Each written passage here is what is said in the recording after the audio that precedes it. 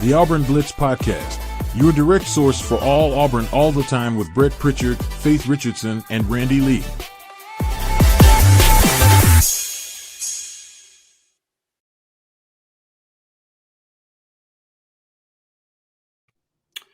What's up, everybody? Welcome into the Auburn Blitz Podcast. On a Wednesday morning, we are glad that you have joined us wherever and whenever it is that you join us here on the Auburn Blitz and making Auburn Blitz part of your daily Auburn athletic intake. A lot to get to here on a Wednesday morning, pre-Thanksgiving. Again, we want to tell everybody happy Thanksgiving out there, and hope everybody's having a great week and heading into Iron Bowl weekend. It's a fun time of year. And, there's a lot to talk about. Obviously, the game on Saturday, not having any access to practice for everybody this week. So, all of you get to see what we get to see, so which is pretty much nothing. So kind of keeping it close to the vest this week for Coach Durkin, and can't blame him on that. We'll talk more about that a little bit later on, Randy. But first things first, immediate reaction from last night. Not a good look for Auburn basketball. It's been a minute since an Auburn basketball team had it taken to them like Michigan did last night. And, there's no doubt that Michigan's a very good team. They went back and put together a very good roster, and very similar to Auburn having to go out and about restructure. This is not the same team that Auburn beat in the tournament last year, and it's not the same team that Michigan played last year in Auburn. So it's completely different from one year to the next, but they get a 30-point win, 102 to 72. It took them about 5 minutes to build a double-digit lead, and they never looked back. Well, they're a much better basketball team than we are right now. And I hate to say it, and I'm not one to come on here and give us an excuse, but to watch those two teams in the matchups, just not a lot of them go in our favor. And I'll start with the point guard position, matching up defensively with who they had on Tahad last night, Brett. I mean, he shoots the ball exceptionally well, again, from three-point range, but he gets nothing going inside the arc. And why is that? I mean, they've got a 6'4", 6'5" muscle man that is an extremely athletic defender, keeping him from getting to his spots. The thing that I bragged the most about in Auburn the night before is Tahad Pettiford can go and get his shot anytime down the court. He can get to his spot, knows where that spot is, and the ability to go and get that is such a talent. It's hard to explain what kind of talent that is at that level for Auburn, but he couldn't last night. And so, you look back at Auburn the last few years, and, that Michigan team reminded me of what we watched a lot with Auburn, with that deep team and that big team that we've had the last few years. And I'll kick it back over to you to get your thoughts. But you look at Denver Jones. Denver matched up with a point guard. Denver 6'4". Denver weighs 210. I don't know exactly what he weighs, but all I know is Denver's no mini Mike. He's a really strong, well-put-together defender. Defensive specialist. And when he matched up with Tahad Pettiford-type players, he made life a living hell. And we had that matchup in our favor the last couple of years. We don't have that type of matchup on the defensive end this year, but you're going to see teams like Michigan that do, Brett. So I'll start there. It's easy to start down in the post and point out that Auburn only had 3 assists feeding down in the post. It's easy to say that we're undersized and the matchups aren't going to go in our favor. But when I look at Auburn last night, is we couldn't get good shots when we wanted them. You've sent this out in the middle of the game. Everything we're shooting is a hard shot. Everything's difficult. If we make it, it looks like, man, that was a good shot over a well-defended. Right. Right. So I think that's the part I wanted to start with this morning, Brett, is, yes, it's a very good Michigan team, but I think we've got some deficiencies too. Yeah, I think they were exposed last night. I don't think there's anything that you can just belabor over. I think you look at it from a standpoint of Keyshawn Hall did what Keyshawn Hall does. I just think there's a couple of things. I think Stephen Pearl was upset that, again, it was more of a me thing in the first. And he said that's the fewest assists he can remember Auburn having, and he said probably ever. And, not distributing the basketball, not making the extra pass to trying to create, because you are outmatched in a lot of areas. So you got to make the extra pass instead of trying to go, okay, I'm just going to take this on myself and try to make a play. So you kind of dug yourself a hole there, but the shooting concerns me still. Like our shooting from the floor, and I know a lot, like what you said, were contested, but we're still not shooting the basketball well. And, you can't afford when you play teams, and there's going to be physical teams that Auburn's going to have to play moving forward. But when you look at the box score and you see that a guy that you're going to rely on, and Elijah Freeman, has 0 points in 17 minutes, and then you look down and another guy that you're going to rely on in SWA had 20 minutes and he had 1 point, it's concerning. And then Kevin Overton, also a guy that you're going to have a lot of minutes from, had 2. So 3 major players you expect to get close to double digits in points, maybe not every night, but close on any given night, pretty much didn't score. So it left it up to, I think we all knew Keyshawn Hall and Keyshawn Murphy were going to be staples. They're going to go be able to get points against whoever Auburn plays. And I'm impressed with Keyshawn Murphy's agility and being able to put the ball on the floor and drive and then be able to shoot outside. He can kind of do everything. So can Hall. Pettiford obviously shoots better way away from Neville Arena. It's crazy. I don't know. Like, if he's on the road, he may score 20 every night. If he's in Neville, he may score 5. But Pettiford with another effort. But you got those 3, and then Philip Jovic. I think you have talked about it more than anybody. I love this kid's effort. He's getting better. He's going to get better as the season, but he's undersized for the position he's having to play. But man, his motor, he got 28 minutes in the game last night and, contributed 13 points and was 4 of 7 and just is not afraid. He got posterized a couple times last night, but you know why? Because he's going in there trying to do max effort. That's one thing that I'm impressed with him. Like, when you do what he's doing, you're going to get one over the head every once in a while. So my tip of the hat there. But, Magwood contributed 8. There's just not a lot of depth on this team, and it's scary, to be honest. And so when you don't have the depth because Stephen Pearl said in media days, Randy, to us, he said, we need to be 10 deep on this team. He said, last year we were 6 or 7 deep going into the tournament. And he said, we got to have more like 10 or 11 on this team if we want to do the things that we want to do here at Auburn. So that's kind of my analysis of it. You don't ever want to get blown out. It sucks. But now you got to rebound and turn the page and go play a good St. John's team that's averaging about 95 points a game. So here's a good test of resiliency. Here's a good test of perseverance. You got to flush that and get ready to play another really good team, and we'll see how this team responds. And Justin pops in and say, don't forget free throw shooting. It's atrocious. 8 and Steven said it last night, Randy, in a 30-point game, you miss 15. That starts to add up over time and contributes to how the flow of the game is. I mean, we just do not shoot free throws well. Well, this is how bad a free throw shooting team we are outside of Keyshawn Hall. I know. I mean, he is an all-timer right now. He's 6 or 7 last night. He's got to finish the season out, but he's a 90+% free throw shooter, and he gets to the line more than anybody in the country. I mean, he reminds me. And that's a weapon. A weapon. Yes. I know that Wesley Person played on some terrible Auburn teams, but he reminds me a lot of Keyshawn Hall. It's just a bucket. I mean, he's going to go out there, and then when he gets to the free throw line with his length, he's going to go up there and make shots. So, yes, he's special, but there's a lot of question marks around. But let's don't kid ourselves. Bruce Pearl's been saying this for a few years. I mean, it's the day and age of college athletics that we've talked until we're blue in the face. And I think the comments that Bruce Pearl made last night was where my head went at that point in the game. Like, I know we went after Yoxel. Andy Kennedy did an amazing job of developing him, by the way. And Andy Kennedy's one hell of a college basketball coach. We've got 3 great college basketball coaches here in the state of Alabama, and I think Stephen Pearl is too. I think it's going to prove that way. But the NIL is very important. And when Auburn has got a kid over in Birmingham and we go and offer $1 million to him, and he probably is playing for Michigan for $3 or $4 million, I don't know what the number is, but it's way over $1 million if you take into consideration what Bruce said last night, Brett. It's easy to go, well, why don't we not have some depth? Why don't we have some of these pieces?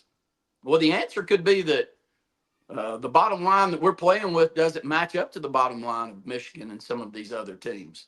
And you're expecting us to coach them up to that level. And it's easy to coach them up when you develop, like Bruce Pearl had the benefit of doing the last few years, where he brought in Miles, but outside of that, all the other pieces were returning from the year before. Right. With some consistent size that we had built with Cardwell and Janai. So I don't have a good answer for it. I did think that. And what were your thoughts when he said that last No, night? it's exactly what we all knew. I mean, we knew that NIL has especially in basketball. In football, they're more, obviously the roster's a lot bigger and more pieces. In basketball, man, one guy can make a tremendous difference. Two guys can make you into a Sweet 16 team if you got pieces around them. And look, I think Auburn had to go out and rebuild an entire roster. So did Michigan. And you do have to look at your priorities and go, all right, this is how much money I've got, and this is what I definitely need here. And they definitely wanted to put money toward Todd Pettiford to keep him because he's probably, again, going into the season, the best point guard, one of the best point guards in the country. And he's still that player. And I know he's gotten off to a slow start, but you're starting to see him kind of get his legs under him. So he's going to be fine as the season moves on. But you go out and get, spend a lot of money on Keyshawn Hall. He was one of the top guys in the portal.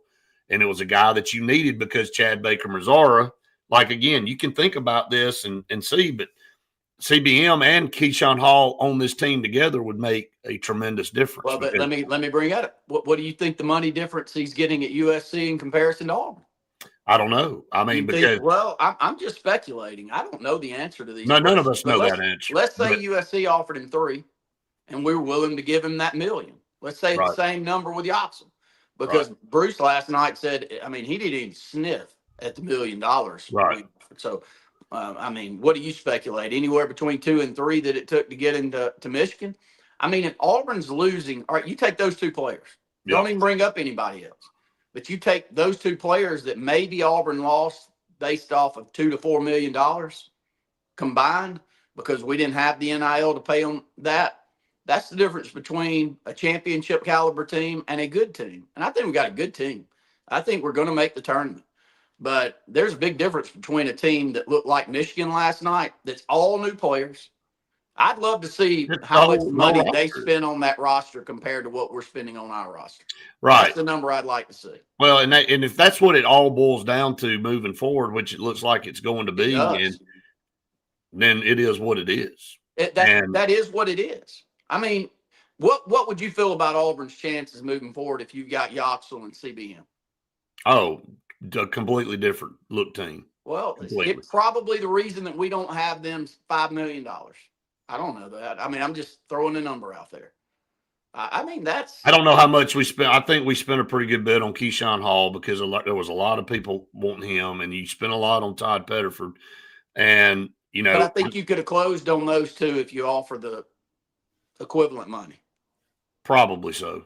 With CBM, I don't know what it was a different situation there. I definitely think he got paid to go to USC, but there was some, I think the going out and getting Keyshawn Hall kind of was a poke in the side to him because he's the same position, but doesn't mean you can't put them both on the floor at the same time because Michigan's obviously they've got 3 centers. I thought CBM was moving in the direction last year for Auburn, playing pretty much a point guard. Well, I mean, yeah, exactly. Ran through him a lot. So, but for the most part, it's the same position on paper. So, I don't know how that played out, and I don't think anybody would unless Bruce Pearl just told everybody.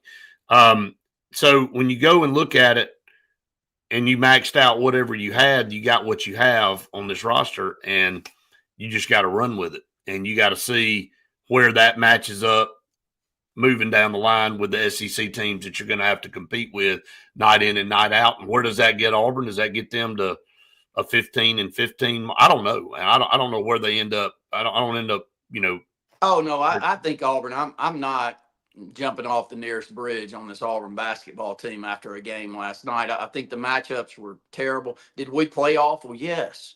Do we need to have more than 3 assists? Yes. We've got to get more physical in the post and denying entry passes and boxing out. Of course we do. Do I think we're going to? Yes. I think we'll be a better basketball team because this staff and Stephen Pearl can coach them up.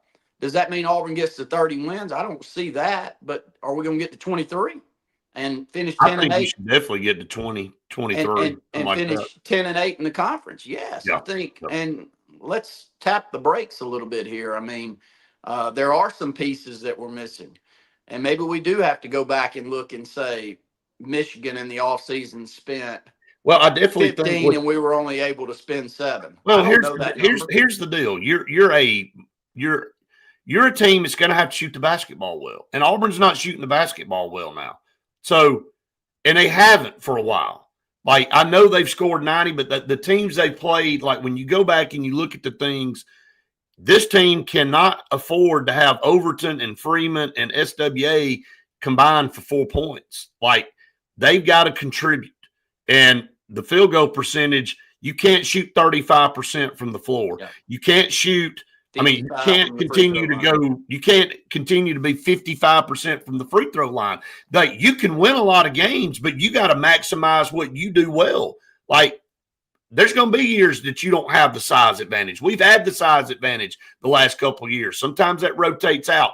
We sacrifice to get larger on the wings. You've talked about that, and to have good guard play. Well, we hadn't really had that to this point consistently. So it's out there. And if this team can go out there and score the basketball and set a pace like they want to run up and down the floor, and like we missed a lot of layups last night too, Randy. I mean, when you get to the goal, dang, you can't miss layups. And so again, when you got what was the rebounding edge last night? We had 35 rebounds and they had 51. I mean, they murdered us on the board. That's going to happen sometimes when you're outmatched. We did that to a lot of teams last year because we had the size.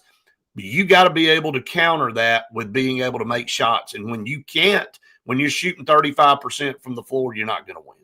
Well, and that's just not how this basketball team's built, man. And we'll roll it over to football now, but I'm just not negative on this basketball team. I don't think anybody's negative. We're just saying what the deficiencies of this team are and what they've got to do to correct the things if they want to be competitive moving into SEC play, which I think they will. I don't think we're a championship SEC caliber team, even though, who's great in the SEC. I'm not sure Alabama is either because you look at LeBaron Philon, and the reason I bring up Alabama is because obviously Auburn and Alabama have had tremendous success the last 5 years.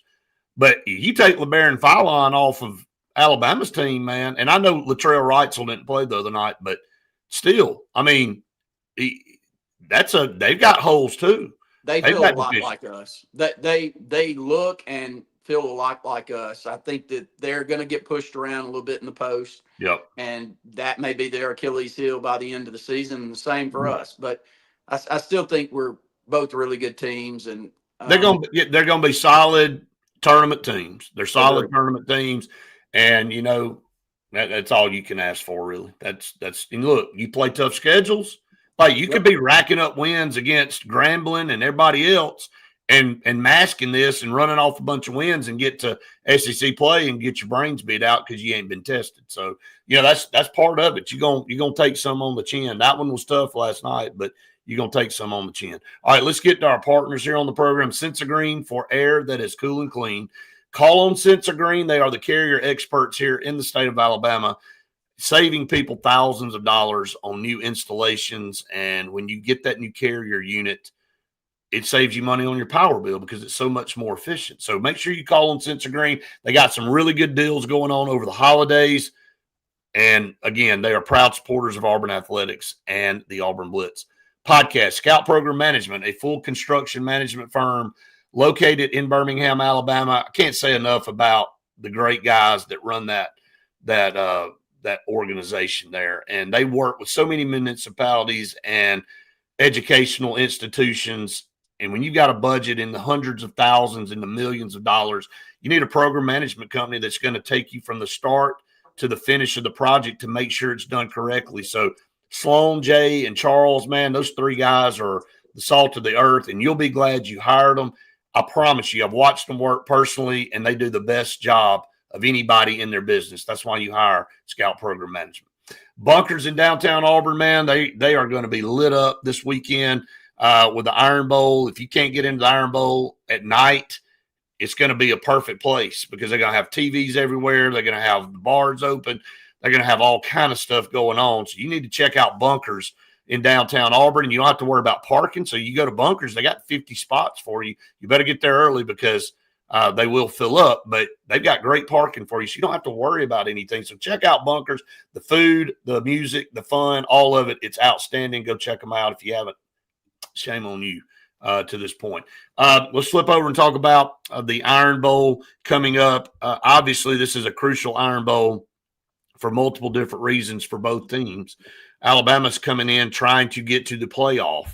A win will help them pretty much solidify a shot or a place in the playoff.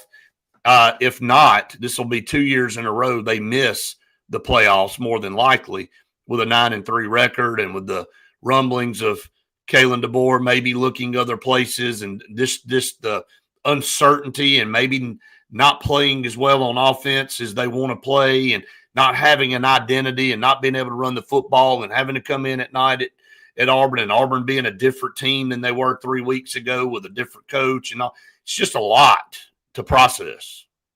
It is, but I think the matchup from Auburn's standpoint, if we play well, that's the thing you don't know about Auburn at this point in time with our football program is what you're going to get week in and week out. But if we play well and we do what we do well, which is stop the run, Brett, I like our chances. We've given up a lot in the passing game. Alabama's got great pieces in the passing game. Ty Simpson's a very good quarterback. But in years past, and I'll bring this up to you, when we started podcasts or programs like this and we go, if Auburn can stop the run, I like our chances. Unfortunately, we haven't been able to say that too often. We're like, I don't think we got a chance. But I truly feel that way, that if Auburn can put a good plan together on the defensive side, I know that's crazy to say. I think Derek Nix will put a good enough product out there on the field that Auburn will get to mid-20s on the offensive side. And at Jordan Hare, that's been enough to win them. You know, so if Auburn can hold them to sub 20 and get plus 20, I think it's well above a 50-50 chance. I don't see this being a high-scoring game. Now, as soon as I say this, it'll be 48-45, but that is the way I see it playing in best for Auburn is, and your thoughts, Brett, is just ability to go back to what we were doing really well, even under Hugh Freeze, which is strong, hard-nosed defense. And if we play that way against a not very good running team in Alabama, then I like our chances. Yeah, I think them not being able to run the football, obviously you go in knowing they're one-dimensional, and Auburn is very good at stopping the run. We kind of want them to try to do that because that is our strength. But you can't let Ty Simpson sit back there and pick you apart. So Auburn, and DJ Durkin knows this, and he kind of alluded to this, that the other side of the ball feels a little bit better now. So he's not having to put as much attention over there from a day-to-day standpoint. He's back on the defensive side working up the different coverages and things he's going to have against Ty Simpson. He's going to have to disguise pressure. Is going to have to come from different places. And Oklahoma did a very good job of that. Oklahoma came in and they confused the offensive line and protections for Alabama, and they were able to get back in the backfield and wreak havoc on Ty Simpson. Auburn's going to have to mirror that. They are, and I think you're right. I think the last two times in Jordan Hare, it's come down to the last drive.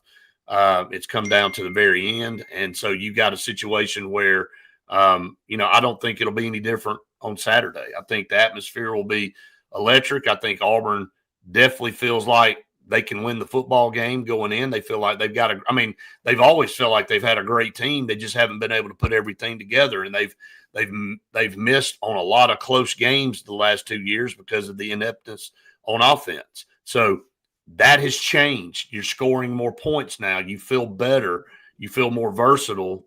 So now there's a new confidence in this team. The defense is taking a little bit of a step back with Durkin taking on head coaching duties, but I think they reeled that in after the first quarter against Mercer.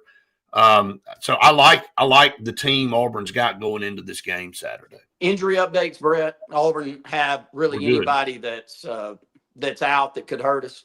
No. Keldrick Falk expected to play, going through, the practice this week. And DJ Durkin was asked that Monday, and he said, no, looks like everybody's full go. And, Jeremiah Cobb looked like he was never heard anything really.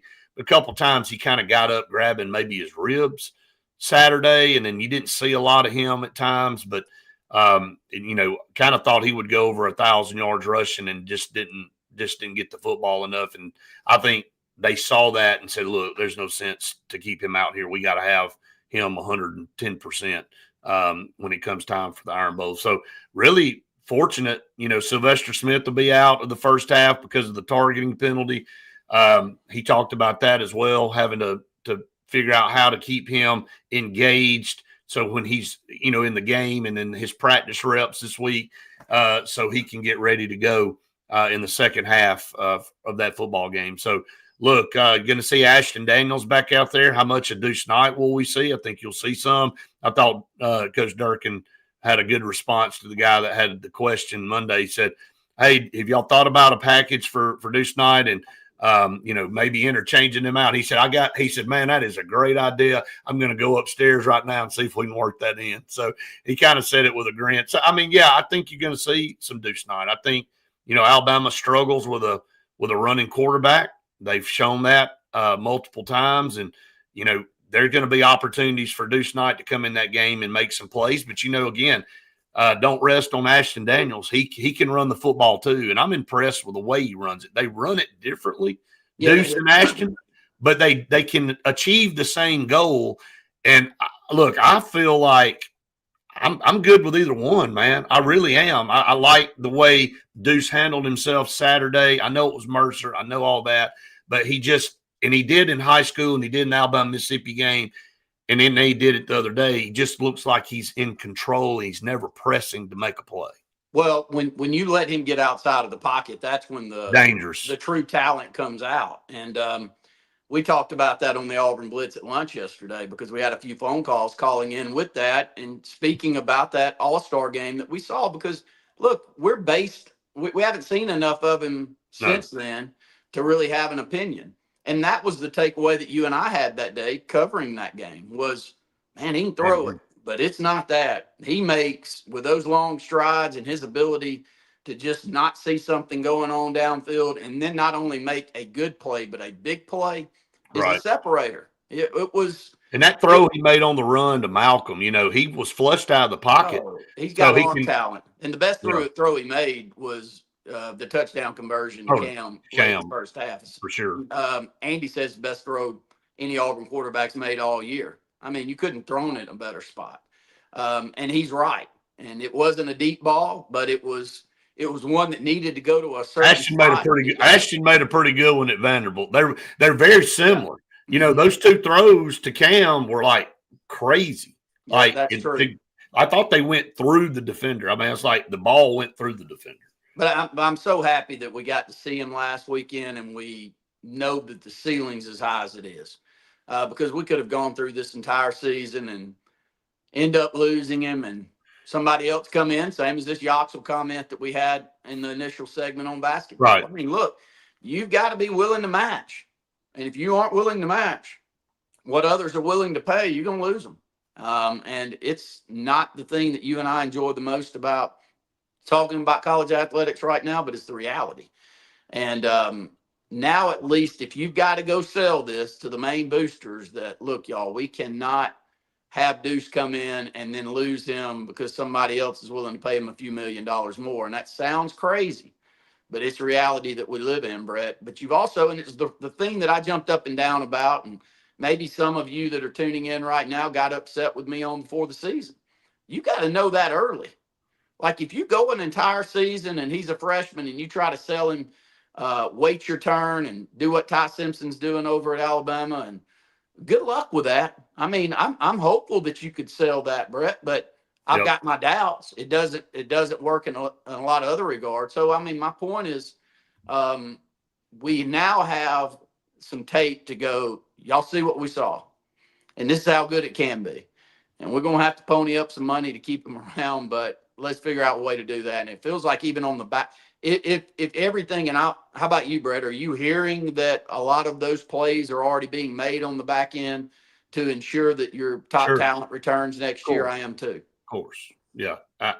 Look, and I think a lot of these guys want to be at Auburn. I mean, that's what gets lost in all this. They have a great team, and they know this.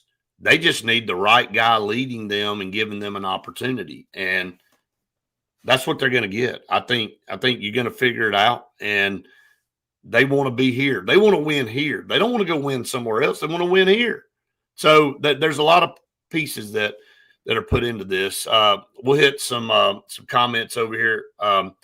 Justin knows you're not on Fridays, Randy, but he wants to know what your prediction is. So I want to go ahead and let you give your prediction in a minute before we get off. Just said, I'm going to say Alex McPherson will be the difference Saturday. Maybe not the game-winning field goal, but the reason AU wins. And Portnoy will eat more crow. Yeah, Portnoy is a jerk, and he's an idiot. And, he deserves to eat crow for not doing his research on why somebody does something. So, Alex McPherson, I want to say something about that. He is definitely stronger. He is definitely back to maybe his full strength self as much as Alex McPherson can get back, and he is striking the ball. I watched him last week in practice kick some from over 50. He kicked a 49-yarder Saturday against Mercer and had plenty, probably would have made it from 55. Man, it's so good to see that kid back. It is so good to see. Like we had the players in the post game press conference, and I had Alex, and he just smiling, man. And man, I'm gonna tell you, tip of the hat to that kid for what he's been through, and to have a smile. Like, people need to learn some lessons from people out here in life. That kid just appreciates the ability. Like, that guy should not be doing what he's doing. And the good Lord has blessed him, and he gives all glory to God on that. And to hear his attitude and to smile and to just be the guy he is should be an inspiration to a lot of people out there. And I think Justin's right, Brett. When I give my prediction, part of the reason that I would give it is I think Auburn's kicking game way better than Alabama's going into this ball game. And finally got it back because of Alex. That's right, because I would be very concerned if it was somebody other than him doing the kicking for Auburn. And you should be, because they haven't proved to be able to get it done. Yeah, and so, yes, 12 for his last 12. 49 and 46 or 47 yarder this past week. Yes. So the length if you need it late in the half or late in the ball game. People don't realize how much he's been working on that, Randy, in practice. I've been watching him, and moving back a little bit every week and getting that strength and working hard to get back to where he can have his range that he had prior to this illness. And so he's worked it back. His leg is stronger. He's striking the ball better. He just looks like the pre-sickness Alex. And I think that's such a benefit for Auburn going in. JD, Faith will reveal the winner on Friday, like we do every Friday. So if you guys will just hold on, we'll give you the winner of this past week's prediction. And, of course, continue to get your predictions in for the Iron Bowl. The tiebreaker is penalties for Auburn, total penalties for Auburn. We hope that's a small number. If it's up there in the 10-11 mark, it's not good. But penalties for Auburn, total penalties is the tiebreaker. Alabama can't score in the second. Put it all on your defense, Glenn said.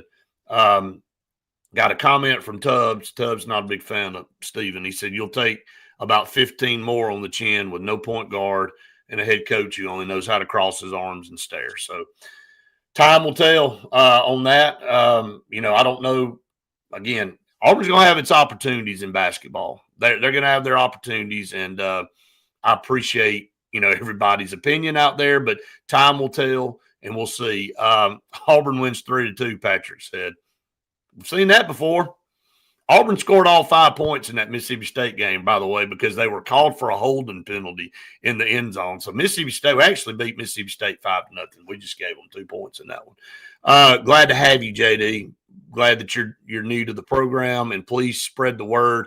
All of you out there, hit the like button and subscribe. We appreciate you so much. Justin said 27-24 Auburn, 7 penalties. I'm clicking my heels up at the end of that game going into the press conference if that's the case. I love it. I love it. That's great. Let's hit a few more of our media partners, Randy, and then we'll come back and we'll close it out here on this Wednesday. We hope everybody's having a great week. Want to continue to encourage people to have good weeks here. Oliver Ross, man. I can't say enough about Oliver Ross, our good friend Mark Gilliland, and what he does with this business, a fully licensed and trained bartending service that will come and handle your party, get together, convention, whatever it is, from 20 people to 20,000. They've got it. They've got it taken care of. You put your order in, they bring it, set it up, serve everybody, break it down, leave. Everybody looks at you like you're the master. You're the guy.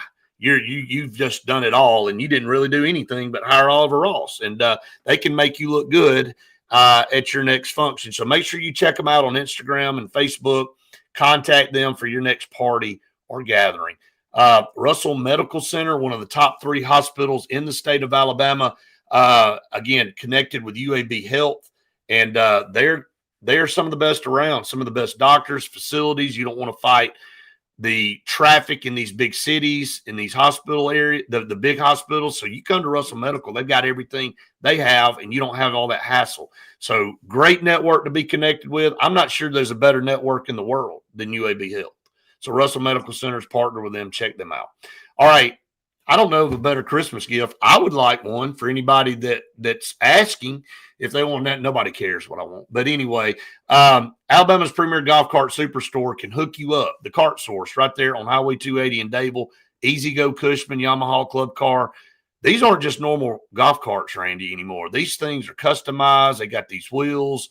They've got custom, stereo systems in there and audio stuff. Man, they got lights all over the place, and these things are something else. And if they don't have the one on the lot that you want, they can order you one. They can actually customize it for you picky people out there. So give them a call, 334-231-2205. Go see my guy Harrison down there. He will hook you up. He'll take care of you, and you'll make somebody in your family happy. Or I got an idea. You can say, oh, I'm buying that for so-and-so, and you're really buying it for yourself, right? It's one of those Christmas gifts, Randy, like, I'm going to take advantage of this Christmas gift, but I'm going to say I'm buying it for somebody else. A lot of great. Robert has a comment there that he must be reading into some of our text threads on Saturday. He said penalties on 65, drop passes by 15, and critical time number 5 blows coverages. I hope all 3 of them play well on Saturday, but Robert, I can't tell you how many times out of our dozen or so Auburn fans we've said the exact same things on Saturday. Preston Howard, man, and Xavier Chaplin have been such disappointments. Like Xavier Chaplin more than Preston. I don't think there was a lot of high expectations for Preston Howard coming in from Maryland, but that guy, like, he cannot catch, man. I just don't know. It's a struggle. But Xavier Chaplin has been disappointing because he was probably the top left tackle in the portal coming out, and he's had more false starts than probably anybody in the country. And I don't know. I just, it's been disappointing. It's really the only thing I can say. So yeah, I hear you on that, Robert, too. It's not good. PJ says Auburn 28-26 over Alabama, 13 penalties. Gosh. Well, we have to survive some calls, man, if we get 13 penalties and win, but I'll take it. Patrick said Auburn will be fine in basketball. Sam Pearl will get some bigs out of the portal and high school recruiting. Yeah, look, the immediacy of this maybe you have to take a few on the chin this year, but he understands, I think, what is ahead, and he's got to, he'll either do it or don't. He'll either adjust and get Auburn in a position to go out, and he'll work the NIL world, and he'll get people to get the money that he can go out and get the players he needs, or he won't. So I think the games like last night, like I said earlier, and I saw Ed's comment. Thank you for commenting, Ed. That was the number I was looking for.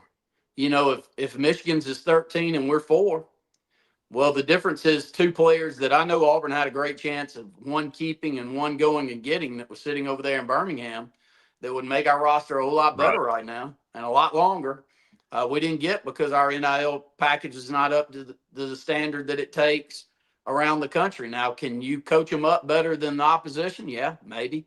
But you're not going to do it consistently. No. You got to have the Bows and the Joes. And if you watch a few of those games like last night and you hear Bruce Pearl say that we offered a mill and it took 3 to get him, and you're looking across the way and saying, what if that guy had orange and blue on rather than gold and navy, then what kind of difference would we have? And it would be massive, in my opinion. So good points that you make there. Justin asked a question, and Patrick good luck answering this one. But I would love a really good tight end like Georgia, Alabama. When is the last time Auburn had a really good tight end, Brett? C.J. Uzomah. I wonder what was his stats even up to anywhere near the level of some of the best in the country, though. I don't know, but he was a good tight end. I can't help it. We didn't utilize I don't think him, we used him. Yeah, well, I mean, but he was good. He was there. He wasn't Preston. He wasn't Preston Howard. Patrick, if you take a shot every time Xavier Chaplin gets a penalty, you'll be drunk probably at the end of the first quarter. Let's see. Yeah, don't forget the number of players. I mean, that's kind of what we're talking about there, Glenn. Yeah, they lost. You had one returner. So, bottom line is what Patrick just said, and I said it to start the show. Freeman and Overton and SWA can't combine for 4 points and beating. Like, okay, let's just say they all have 8 to 10. What's the score? What's the difference? What, a 2-point game? Michigan wins at the end. We had 3 guys we contribute heavily on have 4 points. So that's what happens when 3 of your guys go missing on a roster that ain't real deep right now. That's really the summation of it. And you can dig into all kind of stuff, and then you add the atrociousness of the free throws, and then you got a combination of why you got your rear end blown out. So you can fix all that. That's all fixable stuff.